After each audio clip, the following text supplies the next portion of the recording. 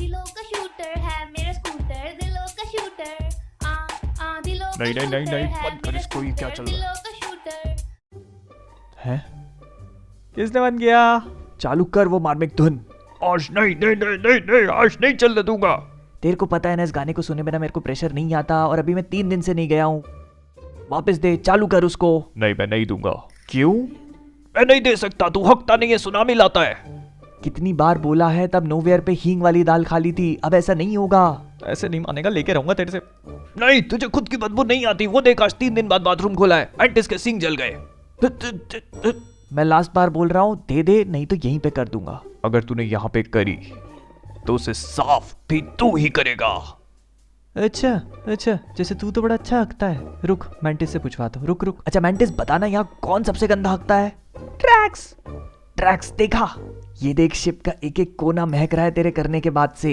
अरे तुमको गलत लगता है, मेरे से बदबू नहीं, चंदन की खुशबू आती है।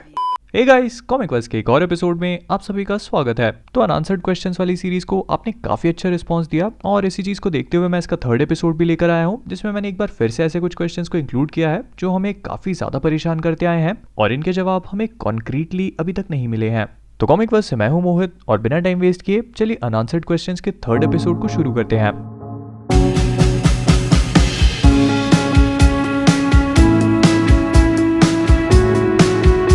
तो सबसे पहला सवाल ये है कि क्या बाइफ्रॉस्ट भी एक वेपन की तरह यूज किया जा सकता है? तो इस बात का जवाब है हाँ। ऑल्दो बाइफ्रॉस्ट एक टेलीपोर्टेशन डिवाइस या दूसरे रेल्म्स तक पहुंचने का गेटवे है, लेकिन इसका एक वेपन के तौर पे यूज किया जा सकता है। इसका एक काफी अच्छा एग्जांपल हमने थॉर 1 में देखा था, जब लोकी बाइफ्रॉस्ट को खोल के अर्थ को डिस्ट्रॉय करने की कोशिश करता है। लेकिन इस मूवी के अलावा बाइफ्रॉस्ट का एमसीयू में एक वेपन की तरह यूज नहीं किया गया, और सितंबर में आने वाले एवेंजर्स गेम में बाइफ्रॉस्ट को खोल के एनिमीज को मारना थॉर की काफी बड़ी पावर है। और इसके पीछे का लॉजिक बड़ा सही है कि थॉर बाइफ्रॉस्ट की मदद से मुस्पेलहाइम की फायर या फिर योटुनहाइम के जमा देने वाली विंड्स को समन कर रहा है।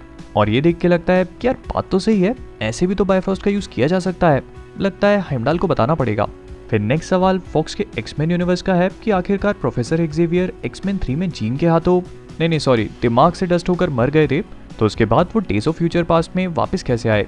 तो इसका जवाब ज्यादा कॉम्प्लिकेटेड नहीं है। इसमें चार्ल्स ने मरने से पहले अपनी कॉन्शियसनेस को ट्रांसफर कर दिया था अपने भाई पी एक्सेवियर की बॉडी में, जो पिछले कई सालों से ब्रेन डेड कोमा में पड़े थे। और इसी बात की रेफरेंस वो अपने एक लेक्चर में भी देते हैं, जब वो अपने स्टूडेंट से ये पूछते हैं कि क्या किसी ब्रेन डेड पेशेंट की बॉडी में अपनी कॉन्शियसनेस को ट्रांसफर किया जा सकता है। तो काफी सिंपल है, बस ये करने के लिए आपको एक काफी पावरफुल टेलीपैथ बनना पड़ेगा। इसके बाद आने वाला नेक्स्ट क्वेश्चन ये है कि क्या मिस्टीरियो अभी भी जिंदा है? ओके, तो जब से स्पाइडरमैन फार फ्रॉम होम आके गई है, तब से ये वाला सवाल बहुत लोगों के दिमाग में है, और इसका जवाब अगर एमसीयू के या स्पाइडरमैन के फ्यूचर स्टैंड पॉइंट से देखा जाए तो होगा कि हाँ, वो अभी भी जिंदा है। और इसका एक नहीं बल्कि काफी सारी रीजंस है। जैसे सबसे पहला वो मिस्टीरियो है, इल्यूजन्स क्रिएट करके सबका काटना उसका काम है। ये लाइन बोल के मुझे रियलाइज हुआ कि मिस्टीरियो एक काफी सक्सेसफुल टिकटॉकर बन सकता था। खैर, तो ऑब्वियसली ऐसा हो सकता है कि जिस मिस्टीरियो को हमने मरता हुआ देखा है वो उसका एक और इल्यूजन हो। और एक मिनट रुक जाओ, मुझे पता है कि आप लोग क्या सोच रहे हो कि मिस्टीरियो के मरने के बाद पीटर एडिथ से भी तो पूछता है कि उसके कोई इल्यूजन्स तो नहीं है। तो यहाँ पर एडिथ का जवाब एक सिंपल सा हाँ या ना होने के बजाय होता है ऑल इल्यूजन्स आर डाउन, और हिंदी में होता है इसमें कोई शक नहीं। क्लियरली यहाँ पे ये समझ आ रहा है कि एडिथ का रिस्पॉन्स प्री रिकॉर्डेड था, या फिर ऐसा मान सकते हो कि उसको ऐसा बोलने के लिए किसी ने प्रोग्राम किया हो। और अगर आपको ध्यान हो तो इस सीन से कुछ टाइम पहले क्विंटन बेक का एक आदमी एडिथ में कुछ कोड्स इम्प्लांट करता है, तो मे बी उसने एडिथ के कोड्स में चेंजेस करे हो, जिससे अब वो मिस्टीरियो के इल्यूजन्स को रिकॉग्नाइज या फिर रीड न कर पाए। और फिर ये पोस्ट क्रेडिट वाले सीन में मिस्टीरियो ने अपनी कॉस्ट्यूम पहनी है, जबकि मरते टाइम वो सीजे सूट में था। तो माना कि मरते मरते क्विंटन ने मैसेज रिकॉर्ड किया हो, लेकिन यार कपड़े कैसे बदल लिए? और ऑब्वियसली ऐसा हो नहीं सकता कि मार्वल वाले आने वाली स्पाइडरमैन 3 के सिनिस्टर 6 में मिस्टीरियो जैसे कमीने विलन को इंक्लूड ना करें। तो ये सारी बातें सिर्फ इसी तरफ पॉइंट करती हैं कि मिस्टीरियो अभी जिंदा है, और हमारे लोकल लॉन्डे की प्रॉब्लम्स अभी सिर्फ शुरू हुई हैं। तो अगला क्वेश्चन ये है कि क्या टोनी ने 5 मिनट में टाइम ट्रैवल को इन्वेंट कर लिया? तो ऐसा बिल्कुल भी नहीं है। माना कि टोनी स्टार्क एमसीयू का सबसे स्मार्टेस्ट बंदा है, लेकिन टाइम ट्रैवल जैसी भौकाली को क्रिएट करना उसके लिए भी कोई आम बात नहीं थी। तो जब कैप्टन अमेरिका और बाकी के एवेंजर्स उसके पास मदद मांगने आते हैं, तब वो उनसे साफ साफ बोलता है कि उसने ट्राई किया है, लेकिन उसके सारे टेस्ट लगातार फेल होते रहे। तो ये बात क्लियर करती है कि टोनी ऑलरेडी एक टाइम मशीन पे काम कर रहा था, लेकिन तब तक उसके पास एंटमैन वाली क्वांटम रेल्म की इन्फॉर्मेशन नहीं थी, जिसके मिलने के बाद वो अपनी थ्योरीज और रिसर्च से पिमटेक को कनेक्ट करना शुरू करता है, और जो भी गैप्स उसकी रिसर्च और थ्योरीज में होते हैं वो उन्हें फिल करता है। और ये सब करने में उसे कई वीक्स लगते हैं, क्योंकि इसी बीच प्रोफेसर हल्क अपनी खुद की एक टाइम मशीन भी बना लेते हैं जिसमें स्कॉट का सूसू निकलता है। और इसके बाद भी टोनी को लास्ट ग्राउंड ब्रेकिंग आइडिया मिलता है पीटर की इस फोटो से जिसमें उसने अपने इंटर्नशिप सर्टिफिकेट उल्टा पकड़ा है, और इस तरह से वो मोबियस स्ट्रिप को उल्टा करता है और टाइम ट्रैवल को डिस्कवर करता है।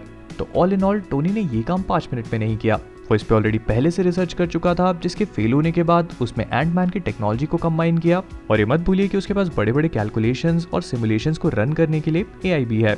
और इन सब के एंड में, इन सब चीजों के एंड में वो आयरन मैन है, एक ऐसा बंदा जिसने एक गुफा में सिर्फ लोहे के स्क्रैप से एक सूट को बनाया और वहां से बाहर निकला। तो विद दैट बीइंग सेड हम लोग इस वीडियो को यहीं पे रैप अप करते हैं। अगर ये वीडियो आपको पसंद आया हो तो प्लीज इसे लाइक और शेयर करना मत भूलिएगा। और अगर मिस्टीरियो से इंस्पायर्ड हो और सिर्फ वीडियो देखकर इल्यूजन क्रिएट करना चाहते हो तो आप सब कर सकते हैं, लेकिन जो लोग रियल हैं वो लोग सब्सक्राइब बटन पे टच करके इस चैनल को सब्सक्राइब कर सकते हैं और हमारे छोटे से यूनिवर्स का पार्ट बन सकते हैं। आप लोग मुझे फेसबुक, इंस्टाग्राम और मेरे गेमिंग चैनल पे भी फॉलो कर सकते हैं, जिनकी लिंक नीचे डिस्क्रिप्शन में मिलेगी। तो इन सब चीज़ों के बाद इनमें से कौन से क्वेश्चंस आपको सबसे सही लगे, कौन सी थ्योरीज अच्छी लगी, या फिर आपके पास कोई भी ऑल्टरनेटिव थ्योरीज हैं, तो उन सबको कमेंट्स में बताना मत भूलिएगा। तो विद दैट बीइंग सेड जाने से पहले कॉमिक वर्स से मैं हूं मोहित और आप सभी लोग stay safe, stay inside and as always keep being awesome.